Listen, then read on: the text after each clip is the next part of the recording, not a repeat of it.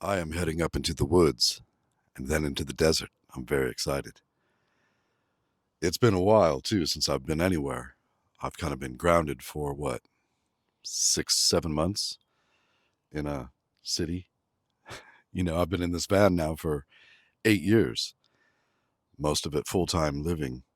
This is Blue. If you've never met Blue, this is my 1989 Toyota van that's been my home for 8 years. She's the love of my life. So, because I'm going back in the van and going up to the woods and then into the desert, it's all about being prepared. You've got to get everything set up. We talk about survival and prepping, and well, your vehicle is everything. It's the most important tool. We talk about bug out bags and all that stuff. Well, this is my bug out bag, literally.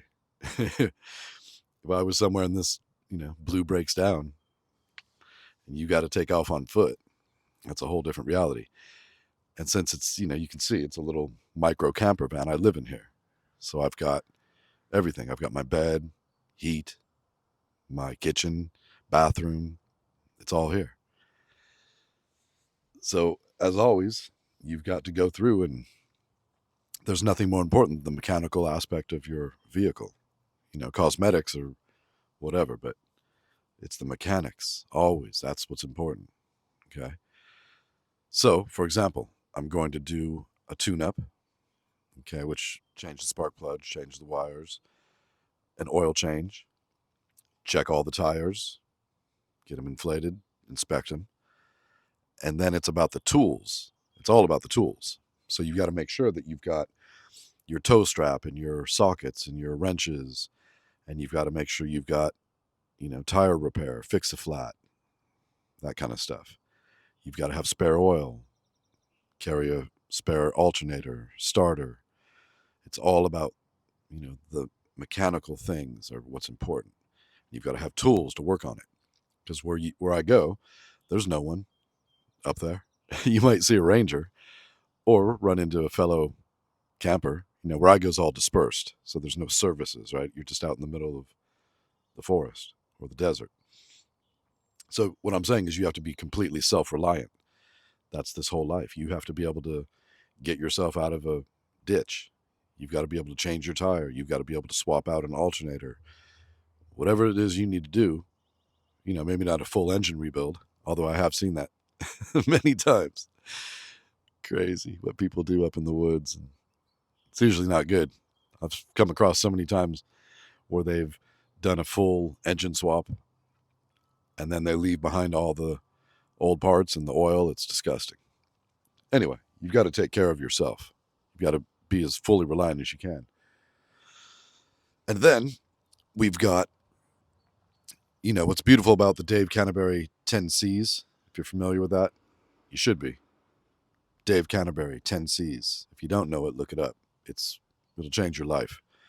What's beautiful, it's a system. Okay, so you've got shelter, you've got combustion to make fire, you've got candling, your headlamps and lighting, you've got your food, you've got the cooking, shelter, cutting tools. It's all these systems that he put together into a nice little convenient package, right? The 10Cs. And what's beautiful about the 10Cs is it never changes. It's always the same. The only difference is if it's, say, for example, I'm going to the Arctic, well, I'm going to have to, for shelter, and clothing is shelter, right? What you've got on is your first line of defense. That's your shelter. Well, for example, on this trip, it's going to be mid 80s, low 40s. So I'm going to dress appropriately. Excuse me, if I was going to the Arctic, well, I've got to dress appropriately, meaning that I have to bring, 20 more pounds worth of extreme cold weather gear. Right now I'm going up into the forest, so I bet it's, I don't know, 5,000 feet, I think, where I'm going. So it's going to be radically colder up there. But then I'm dropping down into the valley, which is a desert. And like I said, it's going to be high 80s, mid-40s. And then we've got rain. Is rain coming? But what I'm saying is the 10 C's, the basics are always the same. Nothing changes, right? You always have to have a cutting tool. You've always got to have shelter. You've always got to have your cooking and however you want to put that together. So that's all in my mind, and I've done this for so many years that now it's just second nature. Once you get into it, that's all it is. So I'm here at the van, and I'm beginning. I'm looking through everything and checking everything. You've got to check anything that's electronic. You've got to make sure it's functioning and get the batteries charged up. I've got to check my solar, make sure everything's functioning. You don't just go, okay, I've got that, I've got, my solar, I've got this, and let's go. No, you've got to test every single thing. Turn it on, turn it off, right? It's all got to be gone through. So with all that being said, here I am. I'm beginning. I'm getting ready to go through everything. Then on top of that, not on top of it, it's not like it's a burden, but this is just what you do. You have to go through all your systems and check them. Don't just rely on, there's my jackery. Okay, we're good to go. You got to check it. Make sure things are good. So then I've got my gear, right? Because I'm going to be working. So I've got to go through all my gear. So that's all tactical gear. Everything's got to be checked and double checked. So this is where I start. I'm starting with the van, and I'm going to run through it. I'll just show you what it is that I'm getting up to here. So you should be able to see this, but here I've got a bed. It was an IKEA twin, and I literally took it with a skill saw. And I just cut it in half and put it all back together and cut out a foam mattress. It's got a bunch of these ridge rest. I collect these. I get these at Goodwill for like $1 each. So I got a bunch of those under there. My sleep system. Here I've got my military sleep system. And I know what the temperature is going to be. So this is the patrol bag or the medium bag. So that should be fine. But as I'm looking at it, I can see actually I've got both bags here. I have the heavyweight bag also. And the beautiful thing about, if you have conveyance, if you have a vehicle, right, weight limits go out the door. I mean, you can, you want to keep your weight down, but you've got the luxury of just taking stuff. This isn't like I've got everything's on my bag. So why not? I'll bring them both, because there's nothing worse than getting out there and saying, oh, it's not going to be that cold. And then a big storm comes in and you're freezing your ass off. You can see here I've stocked up on my Snapple, peach tea, caffeine. Got my military, U.S. military poncho, rain poncho. And yeah, my tools are over here. I'll show you. So this is down and dirty. My tools live over here, but the van's kind of turned into a little disaster. Just I've kind of been storing things in here. When you're living out of it full time, you've got these systems and everything has its place. This is a killer U.S. military. It's a bug net for some sort of a chow station, I think. So it's real big. I may give this to somebody, so I'm bringing that. Here you can see I've got a little cooktop burner. These are great. Little piece of Tyvek. Love these little water pumps you get. I think they're like $9.99. Oh, this one may be dead. Oh, they're great. They're little, spigots. Got my little emergency radio, hand crank.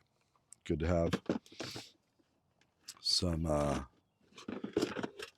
gas for my little imitation jet boil. But basically down here is my little garage. You can see here some oil for the oil change. But in here I've got all the tools that I need, right? And that's it. You've got to have everything that you need, right? So if you've got an oil filter and you need to change it, well, you need to make sure that you've got your little oil changer tool. Because you know what those guys at Jiffy Lube do when they crank down your oil filter. And you got to have a tool to get it off. Anyway. And just all kinds of tools. So, socket set, wrenches, drivers.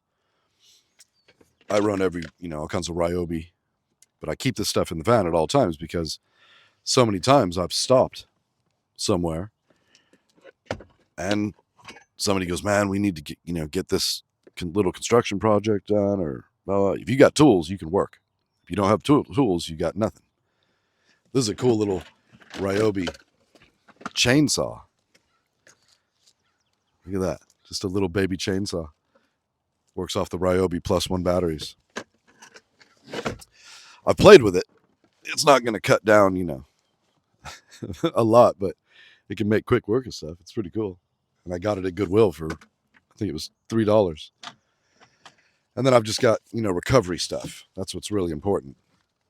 So here I've got it's not a real toe strap, but it works. And because I got it at Goodwill for $1, it works. So, toe strap. I've used these before. I always keep these handy because I have broken down many times. And so these are great to put up, to try and protect you a little bit and protect other people. Put these in the road, let people know. Got road flares in here. But on top of just the recovery tools that I've got tools that make me money.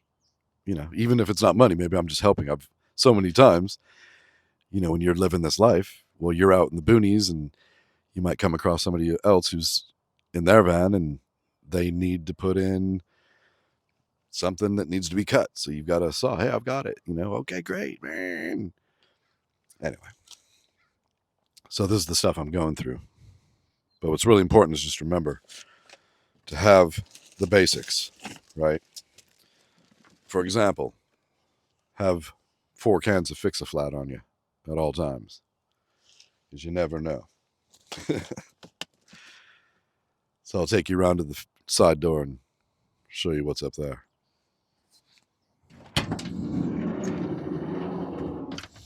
Look at my curtains. I made these years ago. Yeah, probably 8 years ago. I just took some of these. These are great magnets that you get at Harbor Freight. That's what's inside here. So they just, clip on. So I sewed all these. Again, you've seen me talk about the sewing machine and how if you know how to sew, you're a very valuable asset. Well, if I would have paid somebody to make those for me, it would have cost me a couple $100. So I just grabbed some funky material. Look at this stuff. It's really cool. You can trip out on this at night. It's like the solar system, stars. Kind of hippie. Pretty cool. And then in here you can see, the bed. Here I've got my water. So this is, I just went through. I just dumped this, cleaned it, bleached it, filled that up with fresh water. Checking all my containers, make sure I've got everything. Here's my imitation Jetboil, which is killer. This thing changed my life. It's fire maple. Get this thing. It's just incredible. It's like, I can't remember if it's 30 seconds. I think it's under a minute. Boiling water. So cool. And it's super lightweight. Then I've got my jumper systems. If you don't have one of these, definitely get one of these for sure, because it'll make you the most popular person in the world. You'll be saving people left and right. Can you see that? It's got little jumpers on it. So it's to jumpstart a dead battery. And I've told the story before, but I was up in the woods once, 6 years ago, I think, and a giant Ram truck, big 4x4 was dead. And I had this little guy hooked it up. Boom, started right up. I've jumped so many people with this unit. This is the new one. The old one ended up, the little thing broke. But I have jumped, I bet a dozen, probably more people. Anywhere I'll be. You hear, when someone's dead, you can hear it. Right? And you go, here I come. And it makes you a savior. But for yourself is what's important too, And I use them as my battery banks. Okay, so here's the original one, the DB Power. And they're heavy. I know I have the weight on here. I think they're about a pound. I can get into it. let's see, 1 pound, 6 ounces. So that's heavy. But you can see it's got USBs on it. So I use this as one of my power banks because I've never officially counted how many times, but I could have sworn it was like 6, 7, 8 times full charges. So this is great. And for 1 pound, 6 ounces, that's pretty killer. Because what you're going to learn if you get into this life, it's all about power. It's all about power because you need power to run these electronics, to recharge this phone, to recharge your Jackery, your Bluetti. You need power to run your little cooler to keep your beers cold. You need power to run your diesel little heater. You need power for your laptop. You need power to recharge all your, your headlamp and your little devices. It's all about the power. And I've got 200 watts of solar on the roof. I'll show you.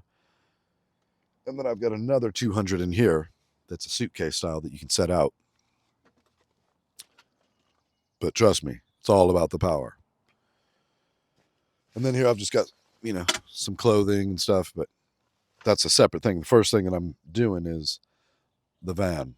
So that's going to be an oil change, spark plugs, wires, check all the tires, check the brakes, check the radiator level, the fluid, windshield wiper. It's just a check, like before you fly a plane, right? You're going knocking them all off. Make a little list. You can even go online, look up AAA pre-flight, not pre-flight, but pre-travel checklist, and everything's there. Check your tire pressure, check the tires, radiator fluid, all the stuff. AC, if you use AC, see if you've got, if you need to change your refrigerant. So this is all fun for me. And it's really exciting to be getting back in the van. Oh, always have a fire extinguisher. Now, this is just a standard, for like wood fire.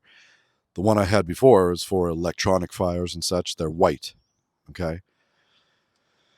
But I took the van in to get it worked on. I showed up 4 hours later to pick it up, and they said, oh, there's been a little accident. Well, one of the mechanics somehow, because I didn't have the safety, see how I have that little thing in here? It's safety, so this can't go off. Well, he was moving around and doing stuff, and it was back here, and he hit it, and the whole thing sprayed him in the face, sprayed the whole thing looked like a Scarface scene. You know Scarface? You know what I'm talking about. Anyway, blew the whole thing.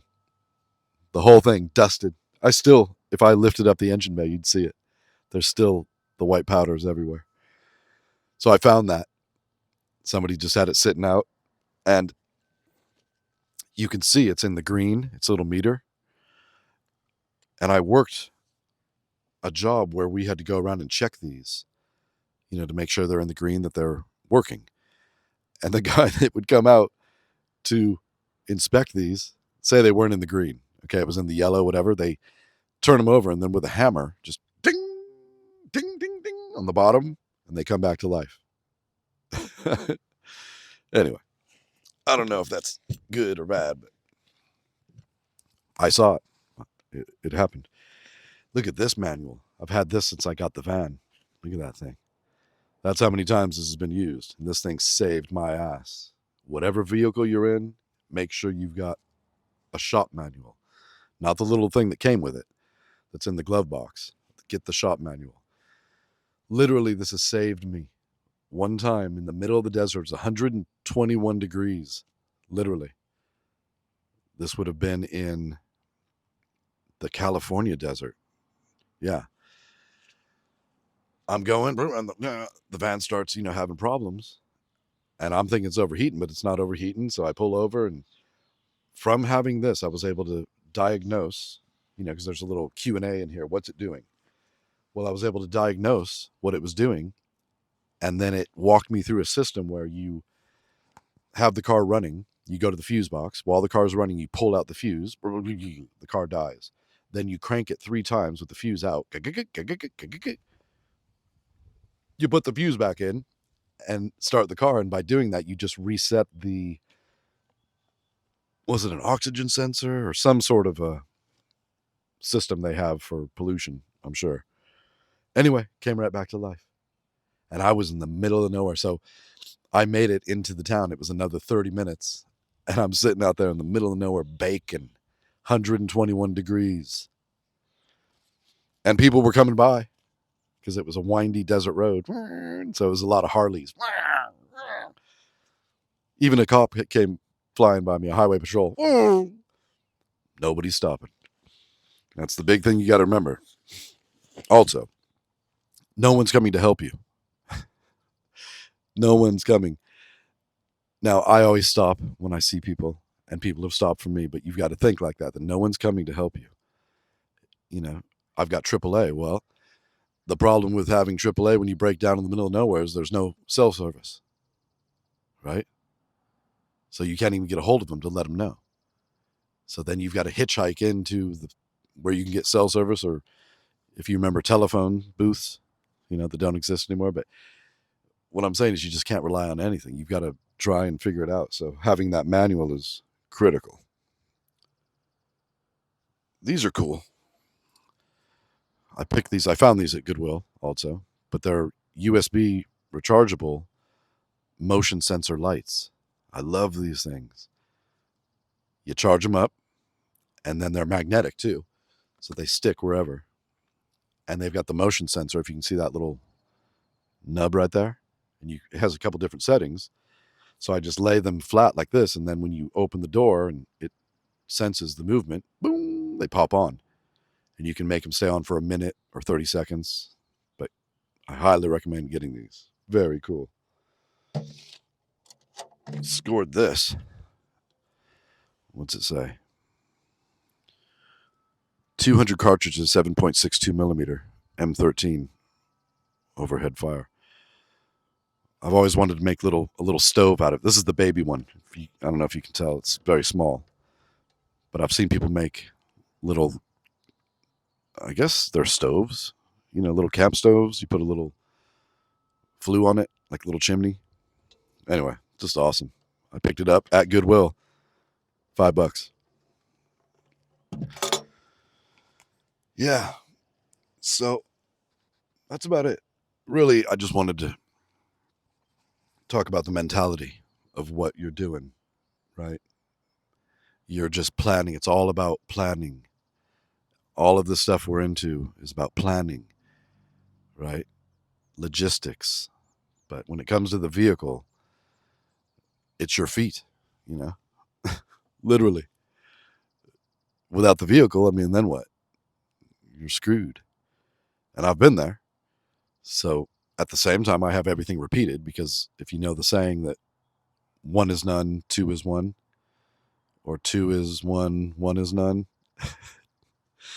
Anyway, so I have a full, little bag that would have everything repeated. My sleep system, my food, my cooking, my shelter, my cutting tools, da da da da. So you're repeating everything. So the vehicle is one. That's my number one bug out bag. Then I've got a real bug out bag. Make sense? So I'm going to get going on this and just start going through everything, change this oil, change the plugs, and I'm very excited. And it's going to be killer, because I'm finally going to be back up there and be able to, create some fun content. And I've got it's a drone, but they're called selfie drones. It's what's it called? Hover Air X1. It's really cool. It's a drone, but it just follows you. So there's no controlling it. It follows wherever you go. So I'm very excited, because it gives me a cameraman, basically. And it works with the wireless mic system. Pretty amazingly. It's a proprietary system that they have that, when you're running the drones, you've got the 4 little motors spinning, right? And they're going. So if you're trying to talk over that, if you've got the DJI stuff, well, you can't talk over it, because it's just, you're not even going to hear it. Well, this Hover Air has a little thing in their system, and it completely takes it away. It sounds basically using this wireless mic. It's a little janky, it's a little computerized, but they're always making updates to it. Anyway, just amazing. So I'm super excited to use that. And, it's great. Just imagine it's like having a cameraman, literally. So it frees me up and I can say, come on, it invites you in, right? Right now we're static. When you have a tripod, this is it. So very excited to try that and get up there. So I'll be seeing you soon.